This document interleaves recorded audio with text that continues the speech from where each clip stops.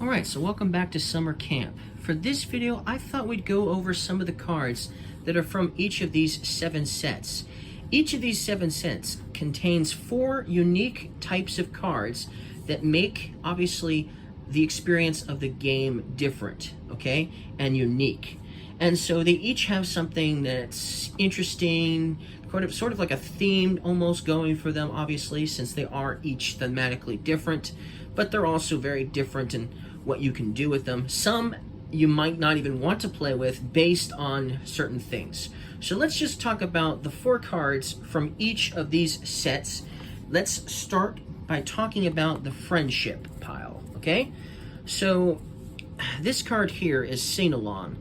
When you play it, you get to draw 2 cards, and then all other players get to draw a card. So this card is very interactive, but also very nice to your opponents.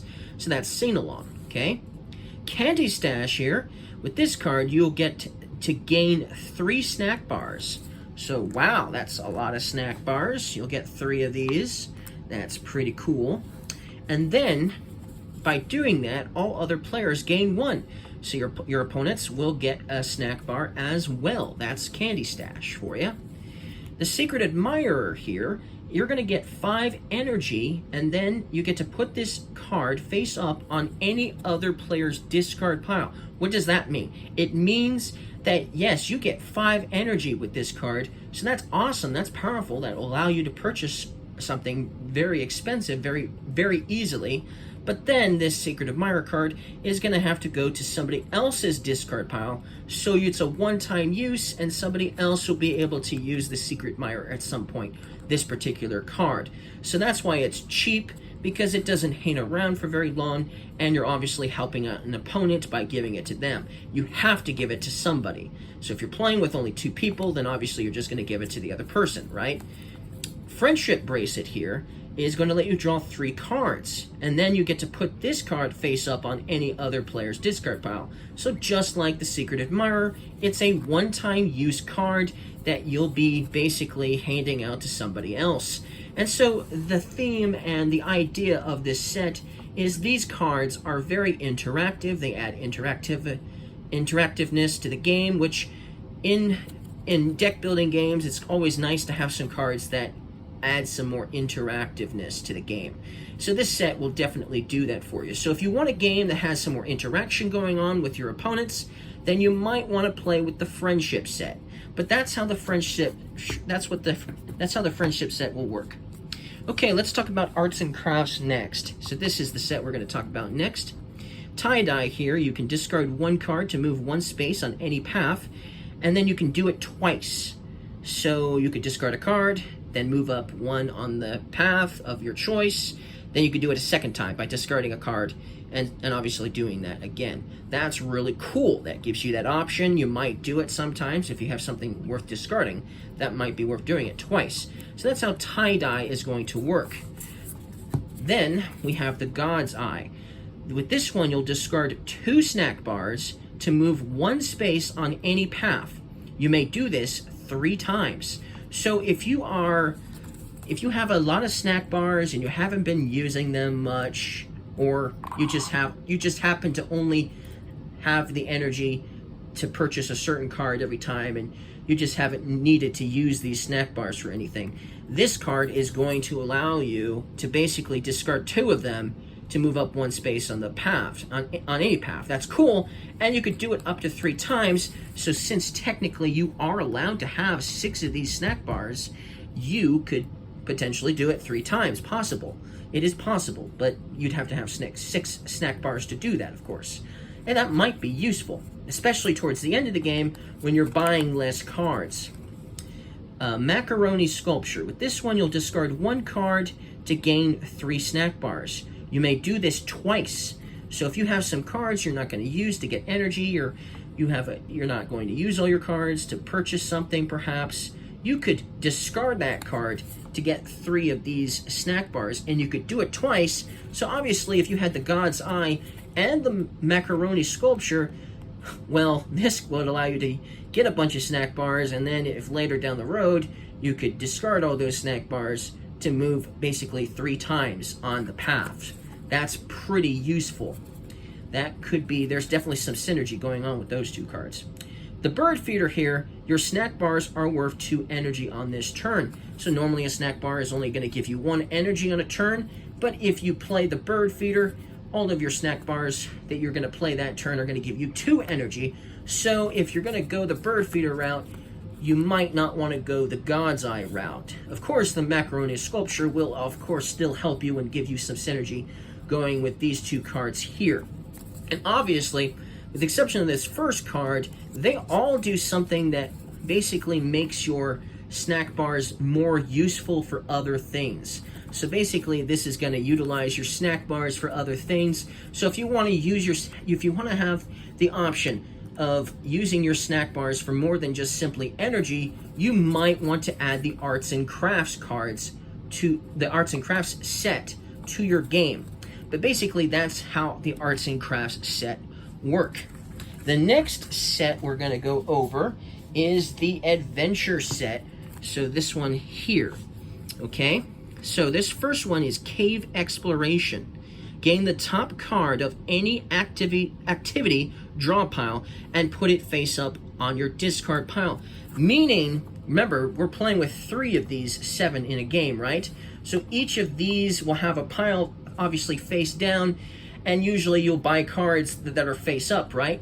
This card is going to let you basically take the top card, whatever it may be, and put it into your discard pile. Powerful, right? It could be one of those cards that cost 8 energy. This could potentially give you one of those. That's powerful, very useful for sure. But that's basically what this card's going to let you do, is it basically lets you gain cards without purchasing them. That's awesome, as in using energy to purchase them. Ziplining here, you can gain any card costing up to 4 energy and put it into your hand. So if you see some cards face up and there's some cards that have, 2 energy, 3 energy, 4 energy, you could use ziplining to just gain that card costing up to 4 energy. And you also get to put it into your hand. So that means by putting it into your hand, you could actually play it on that same turn by putting it into your hand. That's powerful, very useful indeed. Ropes Course. This one will allow you to gain any card costing up to 5 energy and put it face down on the top of your draw pile. So that means your next turn you could potentially have this useful right away to you. Normally, cards will go to your discard pile, but obviously ziplining is going to let you gain a card to your hand, and Ropes Course is going to let you gain a card to the top of your deck. That's very useful, and it lets you do it up to a card costing up to 5 energy. So obviously you can't use it to gain another Ropes Course because this is 6 energy right here, and ziplining is also 6 energy. So obviously you wouldn't be able to get another ziplining with this effect. The Climbing Wall here will allow you to gain any card costing up to 6 energy, but then you have to put it face up in your discard pile. So you get a powerful card costing up to 6 energy, and it goes to your discard pile. So obviously these 4 cards, they're basically allowing you to gain cards. That's the whole point of this set, is to not purchase cards necessarily, or you can still purchase cards obviously, but these cards will allow you to gain cards, which none of the other sets do. None of the other sets will allow you to gain cards from the draw pile or just face up cards. You don't get to gain cards obviously with the other sets, just with this set. So if you want that option in your game, you want to be able to maybe gain some cards without purchasing them with energy and snack bars and things like that, then this might be a set you might want to have in your game and you might want to play with. But basically that's how this particular set, the adventure set, is going to work. Okay, so the next set we're going to talk about is the games set. Now this is probably the set you're not going to want to play with the most likely. So let's talk about the games set next. This first card here is called Tag. Move 1 space on any path. If you land on a space with the player to your right, you get to draw a card. So I'm assuming you guys play in clockwise order. So the person to your right over here would go before you. So, even if you're not playing clockwise, whoever's to your right is going, and if you land on that space with them, and it's the player to your right, you get to draw a card for that. Tag, you're it, but only the person to your right. So the person to your left, or the person, if you're playing a 4-player game, the person in that direction over there, they don't count. You can't tag them, just the person to your right. Even if you're not playing clockwise, but you should probably play clockwise, it's only to the person to your right. Still, that's an interesting card. That's cool. And definitely a little bit of an interactiveness going on with that too. Interactivity for sure. Capture the flag. Okay, this one is you move one space on any path. If you land on a space with the player to your right, you gain 2 snack bars. So it's very similar to tag. It works with the player to your right, and if you land on a space with the player to your right, then you get 2 snack bars. So tag, you're it, you get to draw a card. With capture the flag, you just captured yourself 2 snack bars, basically. Cool. Okay, now here we get into the cards that are basically the only attack cards in the entire game. So this is the only set that really has any attack cards. So if you don't like attack cards, you might not want to play with this set here, the games, because there are 2 cards in this set, and obviously there's more than one of each of these 2 cards, so it's possible these could show up in a game more than once, because there's more than one of them. But yes, you might not want to play with this set if you don't like attack cards. So here we go. Tug of War. This one will allow you to gain 2 snack bars, but then all other players must discard 1 snack bar. So you get 2 snack bars, everyone else loses 1. And if they don't have any snack bars to lose, then it obviously doesn't hurt them. But the point is, you're attacking them. They might not like that. Dodgeball. This one will allow you to draw 2 cards, and all other players must discard 1 card. So you get to draw a couple of cards, but then everyone else has to discard a card, meaning that their next turn, instead of having 5 cards that turn, they're going to have 4 cards that turn instead. Similar to maybe a Militia from Dominion, almost like that, except it's obviously weaker than Militia, and obviously not nearly as nasty either. Still, these 2 cards are not very nasty in terms of attack cards from other deck building games that I have played. Dale of Merchants, for instance, has a lot more nasty attack cards that make these look, well, minor, for sure. And Dominion obviously has way more attack cards than that, too. And even Clank has some version of its own version of attack cards as well that make these seem like they're not a huge deal. So it's not a huge problem, the game's set, but if you want a little bit more competition in your game and you're not too worried with these 2 types of attack cards, or they're probably not going to show up very often in the game, then you might still enjoy playing with the game's set. And that's basically the theme of this set, is you get to attack your opponents with some interactiveness on, obviously, on the board too. So that's how that set is going to work. Now let's talk about the cooking set next. So this is the set we're going to go over next. There's only 3 more sets to go through. This one is hot cocoa. With this one, you're going to gain 3 snack bars. Cool, easy. You get 3 snack bars with hot cocoa. Nice. Bacon and eggs. You get 3 energy. So you play this, you get 3 energy. That's awesome. That means it'll make it easier to purchase cards. And obviously having some snack bars will allow you to purchase cards easier too, but since they stick around until you use them, that might still be better than bacon and eggs, obviously, which is why it costs a little bit more. Stew is going to give you 4 energy. Well, that's pretty simple, just straightforward. You get 4 energy instead of 3 energy with the bacon and eggs. And marshmallows, you get 2 snack bars. So this set is pretty easy and simple. That's why it's one of the recommended starting sets for your first game, because it's an easy set to master. You get energy and you get snack bars with these cards. And that's basically the whole point of the cooking set. It's definitely very thematic in the sense that there's a lot of food going on here and you're getting energy with all these food cards. But that's basically how the cooking set works. Next, let's talk about the outdoors set next. And I'm missing one. Hold on. I'm missing one. I only have 3 here. Oh, wait, no, I have 4, sorry. Okay, so with this set, the Great Outdoors set, or the Outdoors set, with the pocket knife, you get to draw 3 cards. That's very useful. There's not very many cards in this game that let you draw cards, and so getting this is definitely going to be very helpful and allowing you to have powerful turns, right? Drawing 3 cards. Bird watching will allow you to draw 3 cards as well, but then you have to discard 3 cards too. But it is also a little cheaper. I found bird watching very useful as well. Flashlight will let you draw 2 cards. Well, that's useful, not as powerful, but hey, you get to draw 2, that's still needed and useful. Plant Identification is awesome as well. This one you can draw any one card from your discard pile. So if you have a good card in your discard pile that you used earlier and you want to use it again sooner, or maybe you purchased a good card and you want to use it again sooner and you play Plant Identification, you can draw one card from the discard pile and then get to use that the same turn, obviously. So obviously this set is all about drawing cards. That's all this set is about, is drawing cards. Pretty simple, pretty straightforward, and obviously that's why Outdoors is one of the recommended starting sets for your first game, because it's easy to get your head around these cards here as well. Okay, and then the last set is Water Sports, so we'll talk about that one next. The water blob here will allow you to move up 2 spaces on any path. Well, that's useful. 2 on any path. That's really awesome. Fishing will allow you to move 1 space on any path, but then if you land on a bridge, you get to draw a card too, so that's nice. You get an extra bonus if you land on a bridge. That's cool.